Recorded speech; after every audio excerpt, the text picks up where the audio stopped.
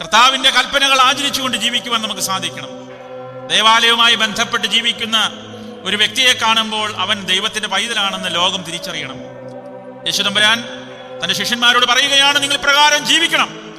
ഇപ്രകാരം നിങ്ങൾ ജീവിച്ചു കഴിഞ്ഞാൽ ഈ ലോകം നിങ്ങളെ യേശുവിന്റെ ശിഷ്യന്മാരെന്ന് വിളിക്കും. ദേവാലയത്തോട് ബന്ധപ്പെട്ട് ജീവിക്കുന്നവരുടെ ജീവിതം അപ്രകാരമായി തീരട്ടെ എന്ന് പ്രാർത്ഥിക്കുകയാണ്.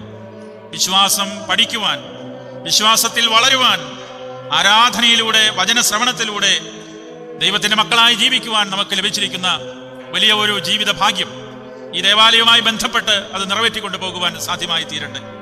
എഫെസ്യർക്ക് എഴുതിയ ലേഖനം 6-ാം അധ്യായത്തിന്റെ 11-ാം വാക്യം, ദൈവത്തിന്റെ സർവായുധ വർഗം ധരിച്ചുകൊള്ളുവിൻ. ഒരു ദേവാലയത്തിൽ നിന്ന് ലഭിക്കുന്ന ഏറ്റവും വലിയ അനുഗ്രഹം അതാണ്. കർത്താവിനെ പൂർണ്ണമായിട്ട് നമുക്ക് ലഭിക്കുന്ന ഒരിടമാണ്. കർത്താവിന്റെ തിരുശരീര രക്തങ്ങൾ അനുഭവിക്കുവാൻ നമുക്ക് സാധ്യമായി തീരുകയാണ്. അവൻ എന്നിലും, ഞാൻ അവനിലും വസിക്കുന്നു.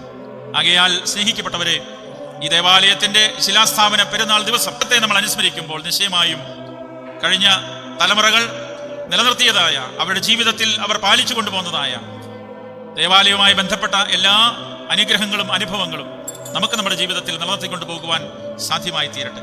ഈ പെരുന്നാളും ഈ കൂടിവരവും നമ്മുടെ ജീവിതത്തിൽ വലിയൊരു അനുഗ്രഹമായി ഭവിക്കട്ടെ. ഈ ദേശത്തിന് ഒരു വിളക്കായിട്ട് ഇടവക പരിരസിക്കുമ്പോൾ